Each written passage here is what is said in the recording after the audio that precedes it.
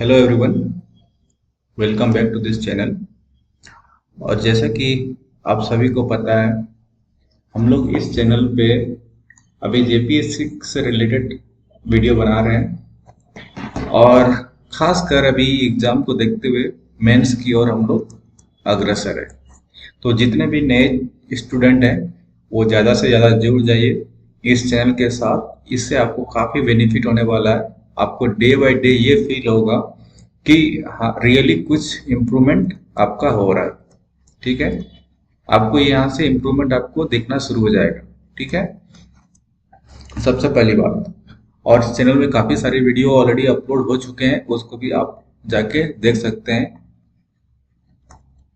Public administration का upload हो चुका है, मतलब हो बहुत सारा हो चुका है, बहुत सारा भी होना बाकी है, अभी होगा। इकोनॉमी का भी बहुत सारा हो चुका है और अभी और होने वाला है। तो ये सब आप मिस ना करें। तो आज चलिए बिना किसी देर का शुरू करते हैं वीडियो। मैं आपसे एक क्वेश्चन पूछता हूँ।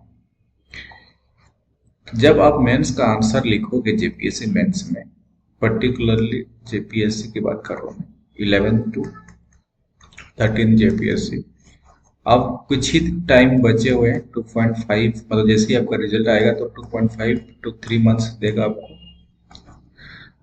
टाइम। उसके बाद आपका मेंस एग्जाम ले लिया जाएगा, अभी जिस टाइप का कंडीशन बन रहा है।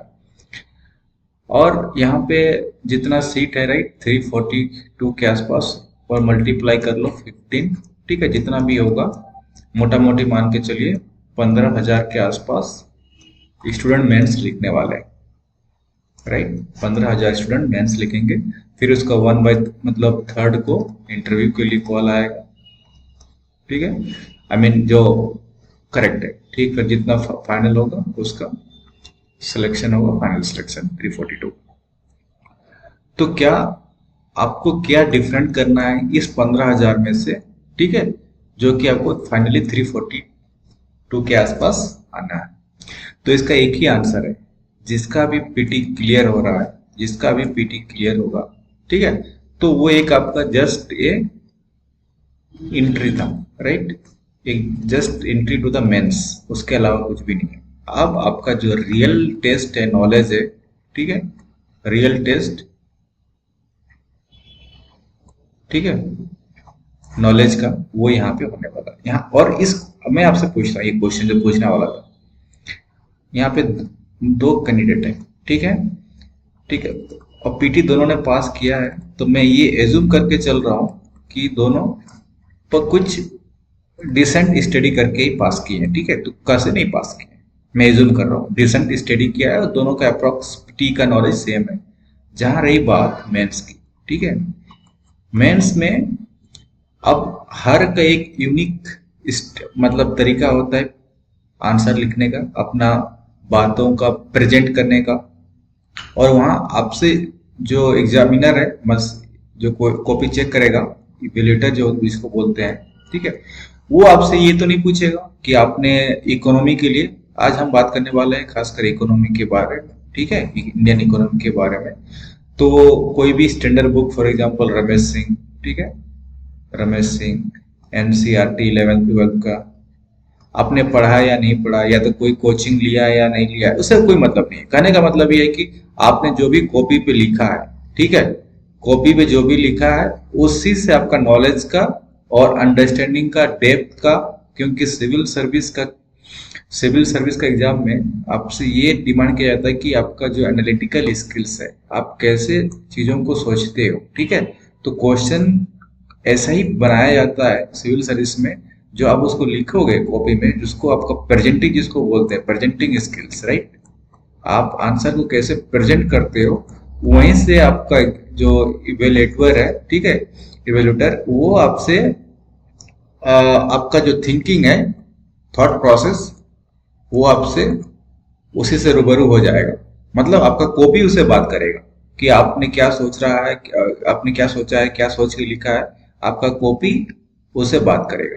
तो कहने का मतलब है कि अगर दो बंदा है और दोनों ने ऑलमोस्ट सिमिलर टाइप का, या तो किसी का कम ज्यादा हो सकता है, राइट, लेकिन किसी एक का मान के चलो नॉलेज बहुत ज्यादा है, ठीक है, बट उसने कॉपी में जितना चीज उसको आता था उसको सही से अरेंज करके, ठीक है, अरेंज करके उसको यूं करें कहेंगे, उसको सही से प्रेजेंट नहीं कर पाया है, ठीक है, प्रेजेंट नहीं कर पाया अपने आंसर को। नॉलेज इसका इस बंदे के पास बहुत सारा है, ठीक है, बट वो चीजों को इंटरलिंक नहीं कर पाया।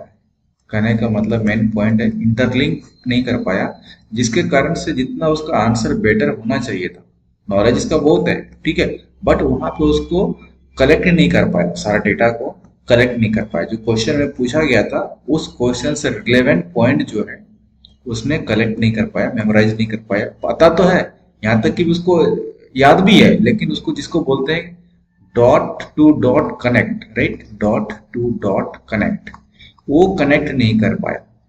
दूसरा बंदा क्या है यहाँ पे, दूसरा बंदा जो यहाँ पे बैठा हुआ है उसने क्या करा, उसने कुछ लिमिटेड चीज ही पढ़ी है, ठीक है, लिमिटेड चीज ही पढ़ी है, या तो उसका एक तरह से बोल लो उसका स्किल पहला के कंपेयर में थोड़ा कम है, नॉलेज के कंपेयर में, बट उसको इतना चीजें आता है कि उसको प्रेजेंट करने का तरीका आता है, ठीक है, इंटरलिंक जो कॉन्सेप्ट होता है तो वो उसको पता है कि हम कैसे पॉइंट को एक प्रॉपर अरेंजमेंट करें कि ताकि आंसर जो है एक प्रॉपर फ्लो में आंसर को बनाया जा सके।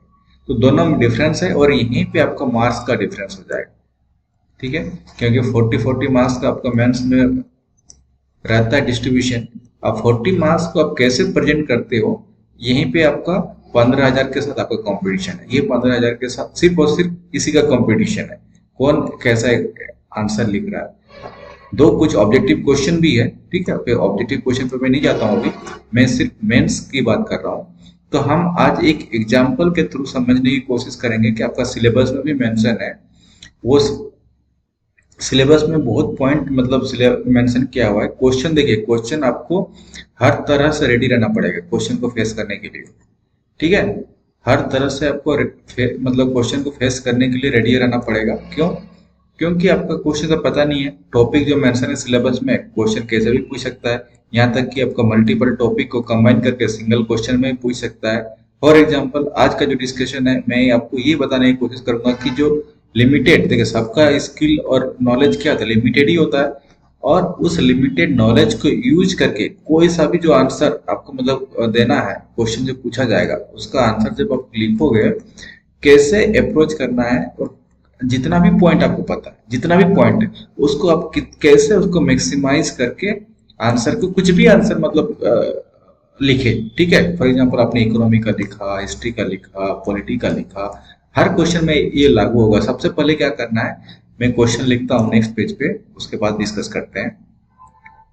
मैं चलिए सबसे पहले एक क्वेश्चन आपको देता हूँ जो आपका सिलेबस का ही पार्ट है। सिलेबस में क्या मेंशन है, पॉवर्टी मेंशन है, राइट, अनएम्प्लॉयमेंट मेंशन है, ठीक है, देन आपका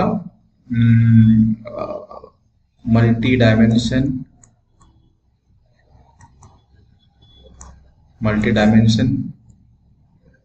पॉवर्टी के बारे में कुछ मतलब लिखा गया है, development, right, multi dimension development मतलब जिसको HDI बोल सकते हैं, इंक्लूसिव ग्रोथ, राइट। तो ये सब अलग अलग डिफरेंट डिफरेंट टॉपिक्स हैं, ठीक है। अगर मैं आपसे क्वेश्चन पूछता हूँ, JPSC ने एक सिंपल क्वेश्चन बना दिया, ठीक है, अभी न्यूज पे और हर जगह मीडिया में ग्लोबली चल रहा है कि इंडिया का जो GDP है, right, GDP globally 5th largest, मैं पूरा नहीं लिख रहा हूँ, ठीक है, वर्ल्ड वाइड 5th लार्जेस्ट है। उसके बावजूद भी हमारा जो ग्रो एक तरह से एम्प्लॉयमेंट जनरेशन जितना होना चाहिए, ठीक है, एम्प्लॉयमेंट जनरेशन नहीं हो रहा है। क्यों? आपको भी पता है इंडिया का भले अभी 5th लार्जेस्ट है, करेक्ट, बट क्या जनरेशन, एम्प्लॉयमेंट जनरेशन हो रहा है? नहीं। क्यों? क्योंकि हम अभी लास्ट 4 डिकेड में, ठीक है, हम अभी 40 साल में सबसे अभी हाई अनएम्प्लॉयमेंट रेट में है, करेक्ट, ये आपको सबको पता है 40 साल में सबसे ज्यादा भी हाई अनएम्प्लॉयमेंट रेट है लास्ट 40 ईयर्स में। तो यहाँ से क्लियर कट आपका क्वेश्चन ही बन गया। कमेंट करें इसके बारे में। इसी को अगर क्वेश्चन नंबर सेकंड अगर बनाना हो उसको, तो ये बोल देगा कि जो अनएम्प्लॉयमेंट है, ठीक है, के बारे में सिंपल अगर पूछना रहेगा, अनएम्प्लॉयमेंट के बारे में आपको लिखना है और ये बताओ कि सम मेजरमेंट बताओ कि हम कैसे अनएम्प्लॉयमेंट को रिड्यूस करें। ठीक है, कैसे अनएम्प्लॉयमेंट को रिड्यूस करें। तीसरा क्वेश्चन ये पूछ सकता है, ठीक है, कि सिंपल आप, मैं डिटेल्स नहीं जाता हूं मैं, ठीक है, ऐसा क्वेश्चन पूछ सकता है कि हमारा आजादी के बाद, ठीक है, आजादी के बाद, आजादी के बाद in the sense after independence और सिंस इंडिपेंडेंस बोल लो, ठीक है, after independence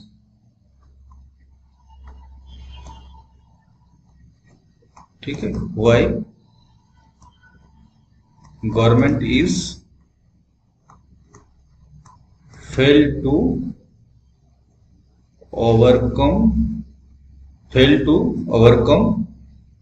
the situation of unemployment. ठीक है, ऐसा कुछ भी पूछ सकता है इस रिलेटेड। ठीक है, अब मैं आपको बताने की जो कोशिश कर रहा हूँ, डायरेक्टली मुद्दे पे आते हैं। ठीक है, आप हमको इस क्वेश्चन को आप समझ लिए होंगे, एक बार वापस दिखा देता हूँ कि आपसे क्या क्या जानने की कोशिश कर रहा है एग्जामिनर। आपसे ये जानने की कोशिश कर रहा है कि सबसे पहली बात, हम बात तो करते हैं कि हमारे पास है ना डेमोग्राफिक डिविडेंड डिविडेंड है, डेमोग्राफिक डिविडेंड है इंडिया में, वो लार्जेस्ट है वर्ल्ड में।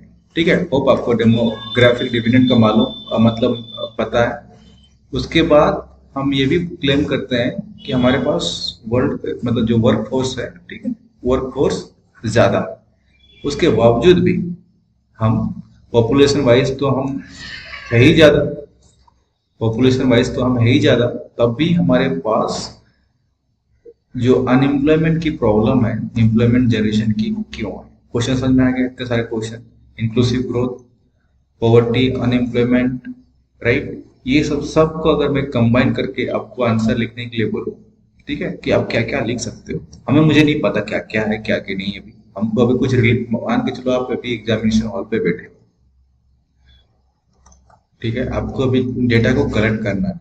तो मेरा मानना है आप सबसे क्या करोगे, सबसे पहले आप रफ पेज में जाओ, ठीक है, रफ पेज में आपको इससे रिलेटेड जितना टॉपिक है, सबसे पहले आप टॉपिक को एक कीवर्ड के हिसाब से नोट डाउन कर लो, कीवर्ड में, ठीक है, रेड रफ पेज में जाके लास्ट में जो होता है, आप कीवर्ड सब नोट कर लो एक जगह कि आपको क्या क्या इस टॉपिक से रिलेटेड आता है। ठीक है, कोई ऐसा मतलब कोई भी टॉपिक मतलब क्वेश्चन हो, यही करना हो, सिंपल सा रफ पेज पे जाओ और वो जो क्वेश्चन पूछा गया है उससे क्या क्या पॉइंट कीवर्ड आपके दिमाग में भी आ रहा है, वो चीज लिखने की कोशिश करो।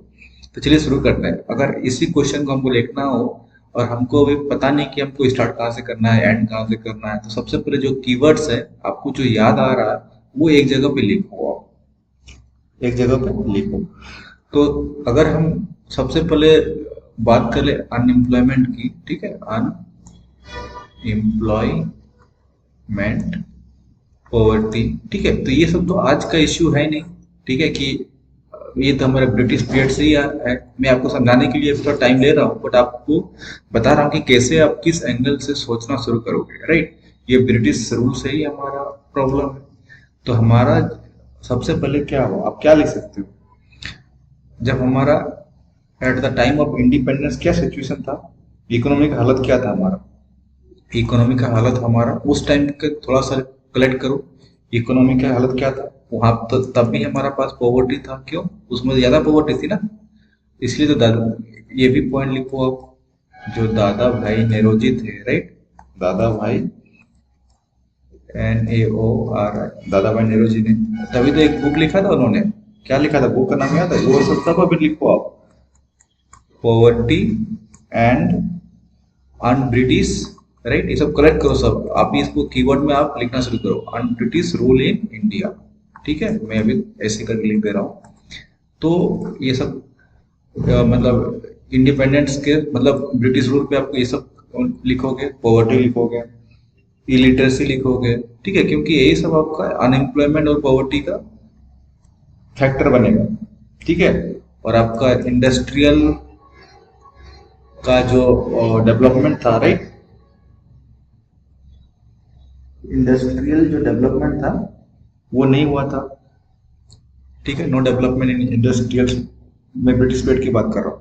फिर जब हमारा देश आजाद हुआ तब क्या हुआ, हमारा इंडस्ट्रियल पॉलिसी तो आया, राइट। इंडस्ट्रियल पॉलिसी कैसे, यहाँ पे आपको सब पॉइंट को, ये सब एक तरह से डॉट है, राइट, डॉट को कनेक्ट करना है अपने को, सब इस तरह डॉट को भी मतलब एक एक कीवर्ड को लिखो।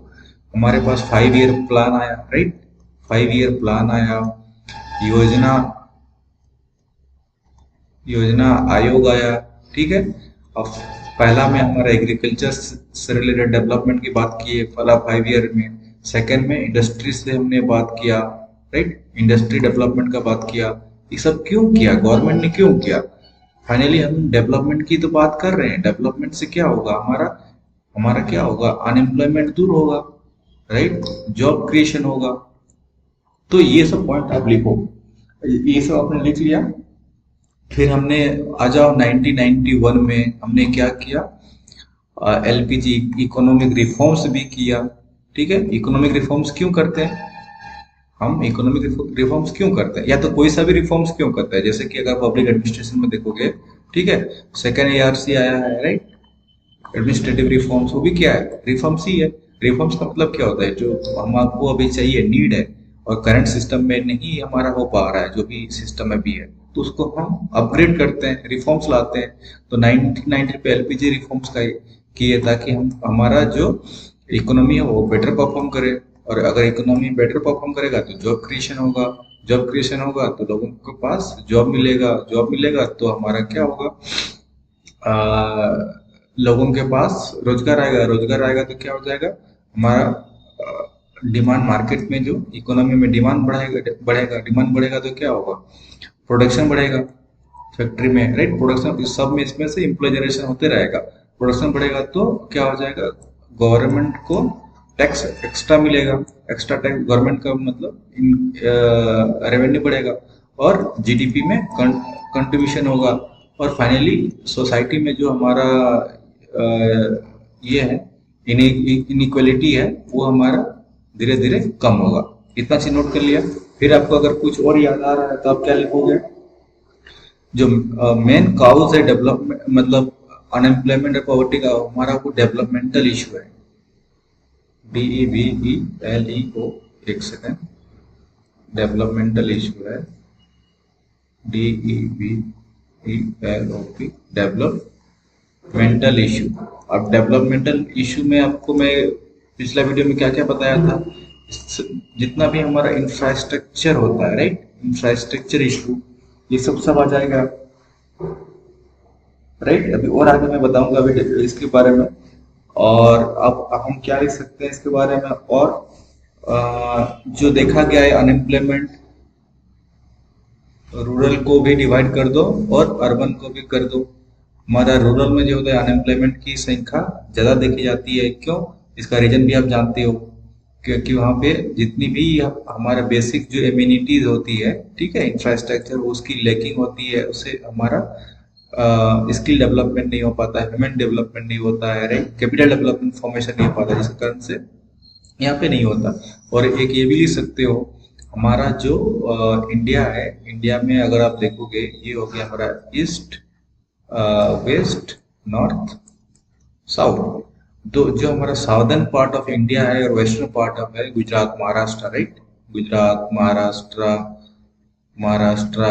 देन साउथ का सारे स्टेट, ये सब ज्यादा डेवलप क्यों कर रहे हैं, ये भी आपको देखना पड़ेगा। अगर डेवलप साउथ डेवलप मतलब कंपेयर टू ईस्ट और नॉर्थ ज्यादा डेवलप्ड है, तो ज्यादा डेवलप्ड है तो वहाँ पे ज्यादा आपको डेवलप क्यों है, क्योंकि यहाँ पे जॉब अपॉर्चुनिटी ज्यादा है, ठीक है। आप मुंबई की बात कर लीजिए, गुजरात में पूरा का पूरा अहमदाबाद, गुजरात, सूरत, जितना भी है बहुत सारे वहाँ पे इंडस्ट्री है, फैक्ट्रियां हैं। महाराष्ट्र में तो ही है, सदर में बेंगलोर, चेन्नई देख लो आप, हैदराबाद, करेक्ट। ये सब क्या है, सब जितना भी माइग्रेशन हुआ है, ठीक। सब लोग जितना भी यूपी बिहार झारखंड कहाँ पे जाते हैं लोग काम करने के लिए, यही जाते हैं, बेंगलोर जाते हैं, चेन्नई, हैदराबाद, मुंबई, राइट। अब कुछ हद तक दिल्ली में भी, वो भी दिल्ली एक सेंट्रल पॉइंट है, राइट। दिल्ली छोटा सा स्टेट मतलब यूनियन टेरिटरी है, राइट। तो आप ये भी लिख सकते हैं इस टाइप से। इतना कलेक्ट हो गया। जो हम डेमोग्राफिक डिविडेंड की बात कर रहे थे पिछले स्लाइड में, यहाँ पे कहीं पे तो लिखा था मैंने डेमोग्राफिक डिविडेंड, यहाँ पे कहाँ पे लिखा, हाँ यहाँ पे लिखा।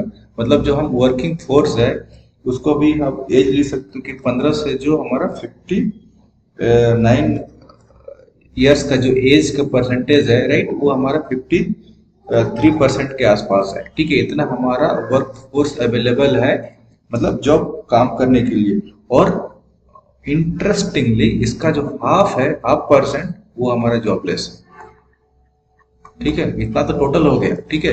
टोटल में कुछ लोग जॉब कर रहे होंगे, राइट, इस एज के बीच में 15 से 15 से लेके 59 के एज में कुछ लोग जॉब कर रहे होंगे, लेकिन रिमेनिंग जो इसका हाफ है वो हमारा जॉबलेस है।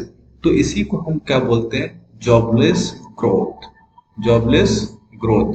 जीडीपी तो बढ़ रहा है भाई, जीडीपी हमारा बढ़ रहा है, फिफ्थ है ग्लोबली, बट हमारा एम्प्लॉयमेंट इसी को बोलते, ग्रोथ तो कर रहा है बट वो जॉबलेस है।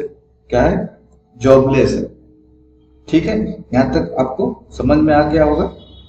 इतना पॉइंट अगर लिख लिए होंगे तो फिर अगर हम नेक्स्ट और कुछ लिखने की हम बात करें तो हमारा जो लो क्या है, पर कैपिटा इनकम है, क्यों है उसके, ये सब रीजन आप लिख सकते हैं।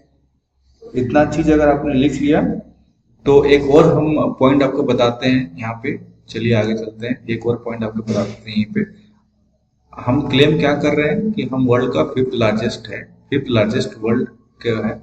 लेकिन अगर हम, आप एक ऐसा एग्जांपल देखो, आप ये इंडिया है, ठीक है, ये आपका श्रीलंका है, या तो कोई भी, क्योंकि श्रीलंका का हम इसलिए एग्जांपल ले रहे हैं क्योंकि श्रीलंका को हमने लोन दिया, ठीक है, इंडिया लोन दिया। यहाँ तक कि चाइना ने भी श्रीलंका को अभी रिसेंट टाइम में लोन दिया है, ठीक है। और चाइना तो अभी रैंकिंग में कहीं भी नहीं आता है इन टर्म्स ऑफ जीडीपी, ठीक है। बड़े देशों की अगर बात कर ले तो इंडिया आता है, चाइना आता है, US, UK, France, Germany, right, ये सब आता है, जापान। बट जीडीपी के मामले में श्रीलंका नहीं आता।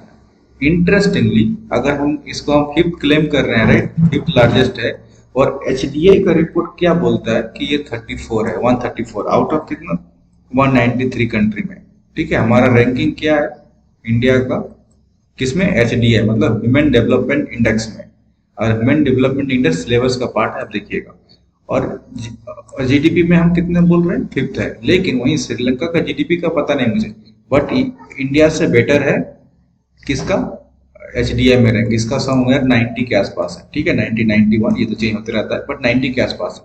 आप गौर कीजिए, जिसको इंडिया लोन दे रहा है, ठीक है, जिसको लोन दे रहा है उसका आपका एचडीआई इंडिया से जाता है। सिमिलरली चाइना, चाइना भी लोन दे रहा है किसका, श्रीलंका, चाइना का भी एचडीआई उतना अच्छा नहीं है, इससे कम ही होगा, ठीक है। तो कहने का मतलब है कि जो आपका डेवलपमेंटल जो इशू में बोल रहा था ना, डेवलपमेंटल इशू, जहाँ पे आपका इंफ्रास्ट्रक्चर हो जाता है, राइट, इंफ्रास्ट्रक्चर डेवलपमेंट, इंफ्रास्ट्रक्चर में क्या जाता है आपका, health, education, right, health, education, transportation. तो ये सब में ये श्रीलंका बहुत पहले से इन्वेस्ट कर रहा है, ठीक है। तो एक भले अभी थोड़ा कुछ रिसेंट टाइम में जीडीपी का मतलब कुछ इंटरनल डिस्टर्बेंस के कारण इकोनॉमी थोड़ा उसका डाउन हुआ है, बट इंडिया से एचडीआई के मामले तो बेटर है, राइट, जबकि इंडिया इसको लोन दे रहा है। समझने की कोशिश कीजिए, ठीक है। और आगे चलते हैं, मैं क्या क्या और बताने अभी वाला हूँ, गौर कीजिए। इतना पॉइंट आपने नोट कर लिया अभी। और बात करते हैं कि मान के चलिए हमको अगर, ठीक है, मान के चलो इंडिया में अगर जॉब है भी, जॉब नहीं है वो तो रियल इशू है ही है कि इंडिया में अभी जॉब है ही नहीं, ठीक है, जॉब नहीं है इन द सेंस गवर्नमेंट के पास मतलब गवर्नमेंट वैकेंसी नहीं निकाल रही। क्यों नहीं निकाल रही है उसका अपना कारण होगा, मैं बताता हूँ उसमें।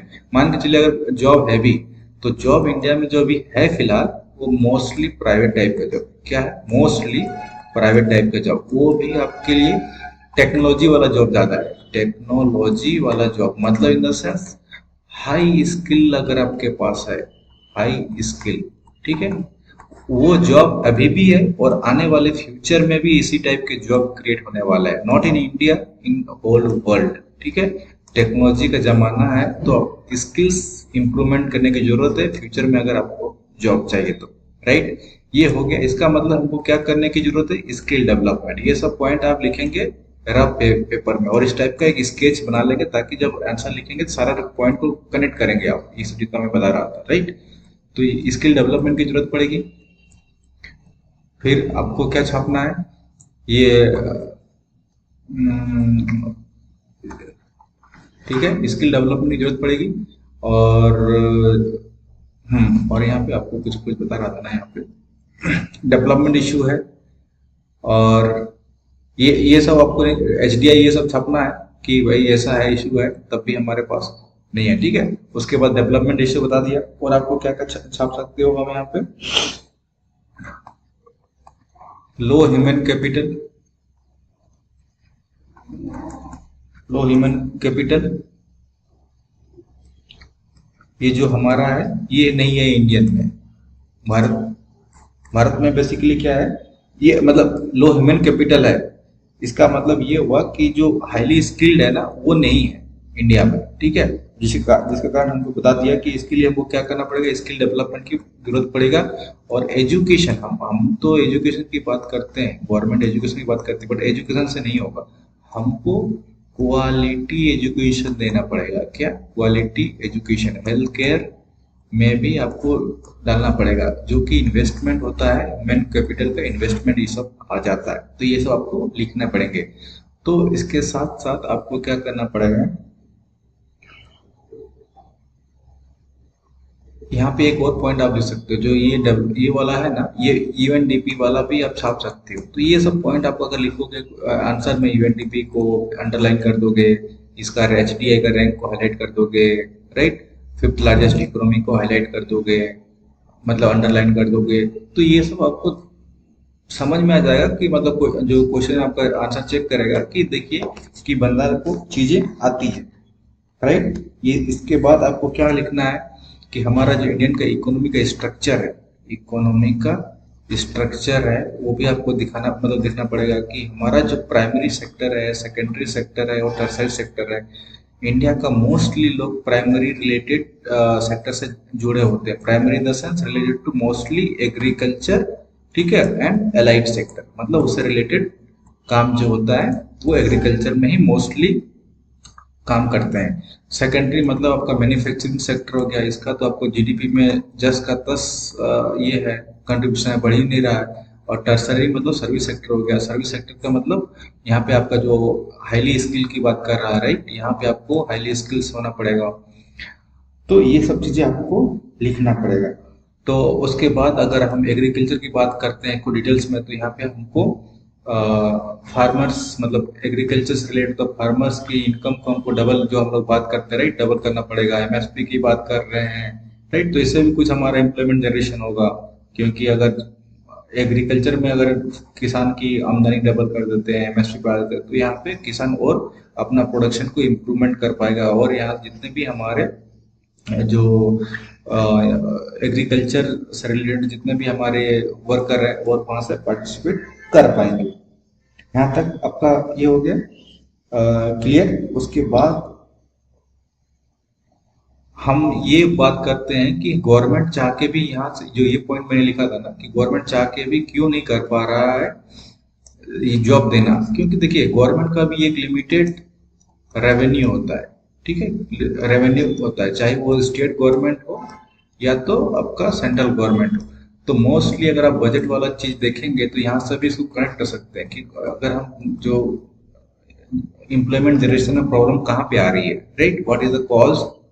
तो यहाँ से आप बोल सकते हो कि जो गवर्नमेंट है, ठीक है, उसका बजट है, ठीक है, वो डेफिसिट में है। ठीक है, अब डेफिसिट बजट क्या होता है ये सब तो बेसिक आपको पता ही होगा।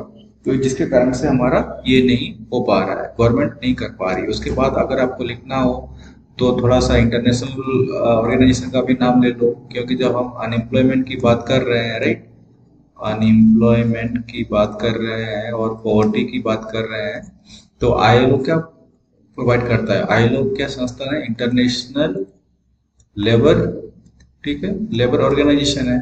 और वर्ल्ड बैंक भी रिपोर्ट पब्लिश करती है। ये दोनों क्या क्लेम करता है कि ये सिंपल चीज बोलता है यार, सिंपल एक चीज ध्यान रखना, जब कुछ नहीं आंसर में आता है ना, तो आप तो बोल ही सकते हो कि फीमेल का जो पार्टिसिपेशन है जॉब में, राइट, हमारे इंडिया में फीमेल अभी भी जो फीमेल का जो पार्टिसिपेशन है बहुत कम है। तो आप ऐसे लिख सकते हो कि according to ILO and world bank, Indian participation, I mean female participation in Indian workforce is still very low. यहाँ तक आप लिख सकते हो। इतना चीज आपने छाप दिया, ठीक है।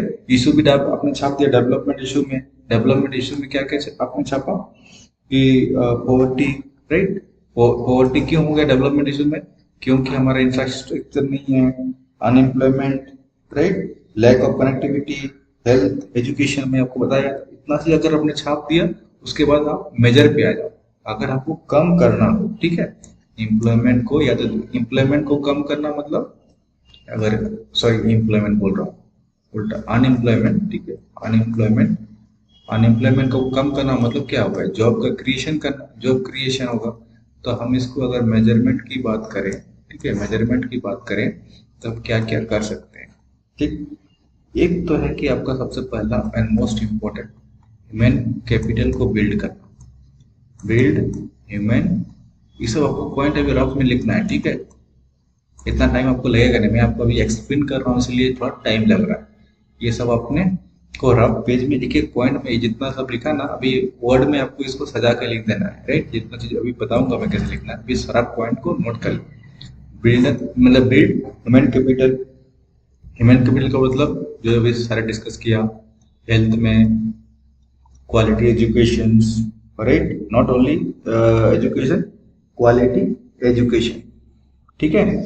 तो अगर ये सब में आप इन्वेस्ट करोगे तो इसका इम्प्लीकेशन क्या होगा, इम्पैक्ट क्या होगा, ठीक है। अगर आप क्वालिटी एजुकेशन दे रहे हो, हेल्थ दे रहे हो, इंफ्रास्ट्रक्चर दे रहे हो, कनेक्टिविटी दे रहे हो, तो एग्जाम्पल बताता हूँ मैं, ठीक है। इसका मतलब क्या होता है मैं बताता हूँ। अगर आप ह्यूमन कैपिटल बिल्ड करोगे ना, क्वालिटी एजुकेशन और इंफ्रास्ट्रक्चर भी अगर आप मतलब करते हो, तो उससे भी आपका ह्यूमन कैपिटल डेवलपमेंट होता है, ठीक है। तो इससे इंटरनली क्या होगा, पॉवर्टी जो है ना वो धीरे धीरे आपका कम होगा। अगर पॉवर्टी कम होता है तो उसमें पॉवर्टी का कम होना मतलब क्या, इकोनॉमिक का ग्रोथ होना, तभी तो आपका पॉवर्टी कम होगा, राइट। इकोनॉमिक का ग्रोथ होना, और इकोनॉमिक का फिर जो ग्रोथ होता है, तो मैं भी बोल रहा था कि सोशल जो इनइक्वालिटी है वो आपका कम हो जाएगा, सोशल इनइक्वालिटी कम हो जाएगा, ठीक। ये सब आपका हो जाएगा। उसके बाद आप कुछ गवर्नमेंट का भी स्कीम अगर दिमाग में आ रहा होगा ना, तो वो भी आप लिखना शुरू कीजिए। फॉर एग्जांपल MG नरेगा, इससे क्या होता है, इससे भी तो जॉब क्रिएशन होता है, राइट। जॉब क्रिएशन तो होता है। अब मनरेगा का लोगों को, बहुत लोगों को भी फुल फॉर्म भी नहीं पता होगा, Mahatma Gandhi national rural employment guarantee act, right. अब ये कब आया था आपको बताना है, चलो मैं बता देता हूँ, 2005 में, ठीक है। अब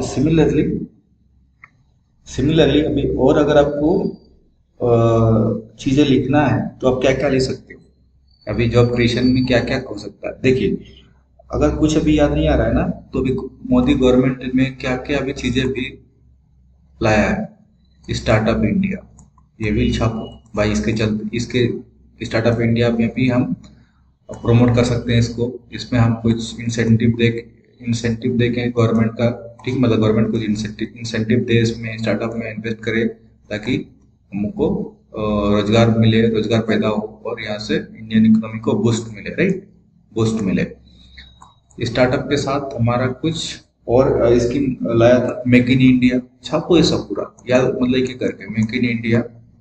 आप मेक इन इंडिया के बाद डिजिटल इंडिया, छापो ये डिजिटल इंडिया को। ये सब आपको से थ्रू आप जॉब क्रिएट कर सकते हो। और जब यहाँ ये बात हम कर ही लिए थे, तो यहाँ पे ईज ऑफ डूइंग बिजनेस का भी लिख लो।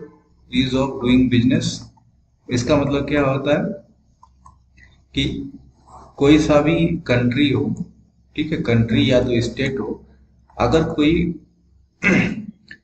इन्वेस्टमेंट करना चाहता है, कोई इंडस्ट्री लगाना चाहता है, ठीक है, चाहे वो आपका विद इन डोमेस्टिकली हो या तो इंटरनेशनल, मतलब एफडीआई, फॉरेन डायरेक्ट इन्वेस्टमेंट आए, या तो आपका डोमेस्टिक इन्वेस्टमेंट आए, किसी स्टेट में अगर लगाना है तो वहाँ बिजनेस करना कितना इजी है किसी भी इंडस्ट्री के लिए, ठीक है, उसको हम कहते हैं ईज ऑफ डूइंग बिजनेस। तो इसको अब ईज ऑफ डूइंग बिजनेस में भी रैंक जो होता है ना, rank ease of doing business, ये वर्ल्ड बैंक ही देता है। कौन? वर्ल्ड वर्ल्ड बैंक, ठीक है। तो ये सब आपको छापना है कि हम ईज ऑफ डूइंग बिजनेस को प्रमोट करेंगे, राइट। तो जितना अच्छा रैंकिंग आएगा तो हम वहां से एफडीआई ज्यादा से ज्यादा फ्लड होगा हमारे कंट्री में और एम्प्लॉयमेंट क्रिएशन हो सकता है। इतना हो गया। आप यहाँ से यहाँ पे इस पेज पे ये भी लिख सकते थे। ये कहाँ पे गया इंडिया वाला जो मैप बनाया था मैं, कहाँ गया वो इंडिया वाला मैप, कहाँ गया? हाँ, एक ही और भूल गया था यार। अच्छा, यहाँ पे तो लिखा लिखा इंडिया वाला मैप में जैसे बताया था। तो यहाँ से आपका जो माइग्रेशन होता है rural to urban for job purpose, इसी पे यहाँ पे भी लिख सकते हो कि माइग्रेशन वाला भी पॉइंट यहाँ पे लिखा जाएगा, राइट। ये सब आपको डॉट टू डॉट कनेक्ट करना है दोस्त, और कुछ नहीं। ये सब हो गया। उसके बाद क्या करना है दोस्त? अभी हमने देखा है बहुत सारे जॉब क्रिएट हो रहे हैं। कैसे? क्लाउड किचन, राइट, घर में ही खाना बना के आजू बाजू सर्व करना, किसके थ्रू? स्विगी, ठीक है। स्विगी हो गया, एक और क्या हो गया दोस्त, नाम याद नहीं आ रहा है। स्विगी के जैसा ही है ना ऑनलाइन जो फूड पांडा, फूड पांडा, ठीक है। और सिमिलरली क्लाउड किचन के साथ साथ एक और जैसे कि ओला ओवर वाला भी कॉन्सेप्ट आ गया है अभी, ठीक है। ओला ओवर से भी बहुत सारे जॉब में क्रिएट हो रहे हैं। क्लियर? और क्या लिख सकते हो? और भी बहुत सारा चीज लिख सकते हो, जितना मेरे को भी दिमाग में आया उतना मैं लिख दिया। आप एक चीज और लिख सकते हो, इंक्लूसिव ग्रोथ वाला, ठीक है। ये भी डेवलपमेंट से रिलेटेड है, राइट। इंक्लूसिव ग्रोथ, अगर इतना चीज कोई अगर लिख, देखो जितना मैं बताया ना, इतना चीजें बताया, इतना कोई अगर आप पैराग्राफ पॉइंट वाइज भी लिखोगे ना तो आपका जो 40 मार्क्स है फेच करने के लिए इनफ है। तो इंक्लूसिव ग्रोथ का भी बहुत सारा पॉइंट होता है, ठीक है। इंक्लूसिव के ग्रोथ का मतलब क्या होता है? एक ओवरऑल ग्रोथ, ओवरऑल ग्रोथ, ठीक है। Overall growth in the sense equitable growth, इसको क्या बोल सकते हैं? इक्विटेबल ग्रोथ, ठीक है। To all section of society, ठीक है। इसी को हम इंक्लूसिव ग्रोथ कहते हैं। अब इसमें बहुत सारा पॉइंट है, छापना का है तो छाप दो, आपका आंसर ऐसे भी आपका बहुत पॉइंट हो ही गया है। तो इस कहने का मतलब है कि ये सब इस टाइप का आपको करना पड़ेगा। देखो हमने कहाँ कहाँ से इंटरलिंक कराया, हिस्ट्री से लेके ज्योग्राफी तक टच कर लिया, राइट, इकोनॉमी में। तो सबसे पहले इंक्लूसिव ग्रोथ का पहला पॉइंट अगर लिखना है तो एम्प्लॉय जनरेशन करना पड़ेगा भाई, एम्प्लॉयमेंट जनरेशन। एम्प्लॉयमेंट जनरेशन हो गया, फिर क्या करोगे आप? इन्वायरमेंट का प्रोटेक्शन करोगे, ठीक है। इन्वायरमेंट भी आ गया, देखो भाई, इन्वायरमेंट प्रोटेक्शन, इन्वायरमेंट प्रोटेक्शन आ गया। तो यहाँ पे आप देखो, इंक्लूसिव ग्रोथ का मतलब ही आप एक तरह से बोल सकते हो सस्टेनेबल, दूसरा नाम सस्टेनेबल डेवलपमेंट, ठीक है। इंक्लूसिव ग्रोथ के साथ मतलब एम्प्लॉयमेंट जनरेशन हो गया, एनवायरमेंट प्रोटेक्शन हो गया, industrial development, very very important, industrial development. Then आपका क्या हो जाएगा? Social sector development. फिर आप क्या लिख सकते हो? Poverty reduction. अगर एम्प्लॉयमेंट जनरेशन होगा तो डेफिनेटली क्या हो जाएगा? पॉवर्टी रिडक्शन होगा, ठीक।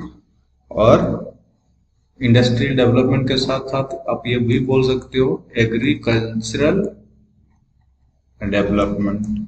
तो ये सब, अब देखो आपका आंसर कितना डायमेंशन हो गया, एक बार क्विक रिकअप कर देते हैं हमने क्या क्या पढ़ा, ठीक है। मैं मिटा नहीं रहा हूँ इसको। कहाँ से स्टार्ट किया? देखिए कहाँ से आपने स्टार्ट किया, यहाँ से स्टार्ट किया, राइट। यहाँ से ये इसमें कुछ है नहीं, क्वेश्चन आपका शुरू होता है यहाँ से। क्वेश्चन शुरू होता है आपका कि पॉवर्टी, अनएम्प्लॉयमेंट, ठीक है, इंक्लूसिव ग्रोथ। और क्वेश्चन ये था कि पॉवर्टी है ना, मतलब अनएम्प्लॉयमेंट या तो पॉवर्टी को कम करने का मतलब कि सबसे पहली बात है क्या, क्यों है, क्या क्या कर सकते हैं, क्या है ना, कम करने के लिए। इंक्लूसिव क्या ग्रोथ है, या तो ये पूछा जाता है कि अगर हमारा जीडीपी ग्रोथ मतलब जो है वर्ल्ड में फिफ्थ लार्जेस्ट है, तब उसके बावजूद भी हमारा जो एचडीआई का रैंकिंग, ऐसा भी पूछ सकता है कि एचडीआई का रैंकिंग में इम्प्रूवमेंट क्यों नहीं है, इतना लो क्यों है, राइट। और उसके या तो उसके बावजूद भी जॉब क्रिएशन नहीं हो रहा है, इम्प्लीमेंट जनरेशन नहीं हो रहा है, क्यों। और ये भी पूछ सकता है कि लास्ट 40 साल में हमारा जो अनएम्प्लॉयमेंट है ऑल टाइम हाई में है, ऑल टाइम हाई पर है, ठीक है। ये सब चीजें आपसे कुछ भी पूछा जाता है वहाँ के इस टॉपिक से। तो सबसे पहले आपने क्या टच किया इस क्वेश्चन से, हिस्ट्री को टच किया। हिस्ट्री में कहाँ टच किया कि मतलब आज़ादी के टाइम पे क्या था, हमारे पास इंडस्ट्री की कमी थी, पॉवर्टी ज़्यादा था, है ना, इलिटरेसी रेट ज़्यादा था, फैक्ट्री नहीं थी, वो ड्रेन ऑफ वेल्थ था ना, ठीक है, ड्रेन ऑफ वेल्थ, वो अंग्रेजों द्वारा किया गया, जिसके कारण से बेरोजगारी और गरीबी बढ़ती गई, ठीक है। उसके बाद आप डेमोग्राफिक डिविडेंड के बारे में ले सकते हो, जो वर्किंग, ये सब वर्किंग एज का जो आपका क्या है एज है, इस ग्रुप में हम कहाँ मतलब सबसे ज्यादा है, उसके बावजूद भी हम नहीं कर पा रहे हैं बेटर, क्यों, लो पर कैपिटा इनकम है, राइट। जॉबलेस ग्रोथ इसको बोलते हैं। ग्रोथ तो हो रहा है इकोनॉमी वाइज, बट हम जॉब क्रिएशन नहीं हो रहा है, that is called jobless growth.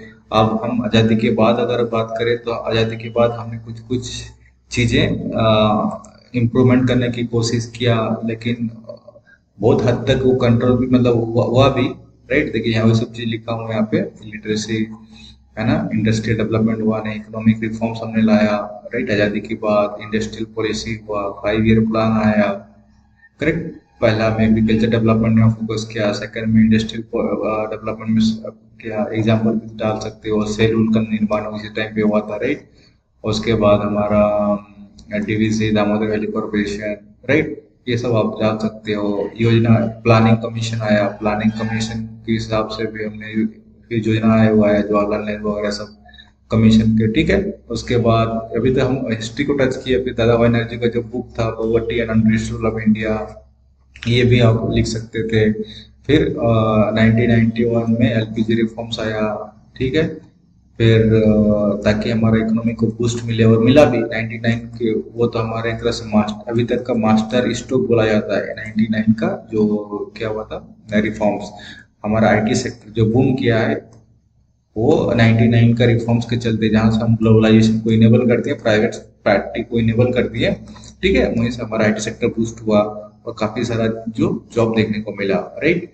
तो ये सब पॉइंट आपको मिक्स करना है। फिर डेवलपमेंटल इशू में आपको यहाँ पे भी मेंशन किया और यहाँ पे भी मेंशन कर दिया, development issue issue issue developmental issue का मेंशन किया। ओके, तो क्या था, चलिए यहाँ पे बता देता हूँ मैं आपको फिर से, कहाँ पे था। डेवलपमेंट इज मतलब बेसिक जो है आपका इंफ्रास्ट्रक्चर, हेल्थ, एजुकेशन इंफ्रास्ट्रक्चर, वो हमारा लैक करता है, जहाँ से हमको जितना स्किल डेवलपमेंट, एक ह्यूमन कैपिटल डेवलपमेंट होना चाहिए था, वो नहीं है। और आज की डेट में जितने जॉब्स क्रिएट हो रही है, मोस्टली स्किल्ड लेबर जिसको बोलते हैं, right, skilled labour, technology dependent development होना चाहिए, तभी हमको मिलेगा।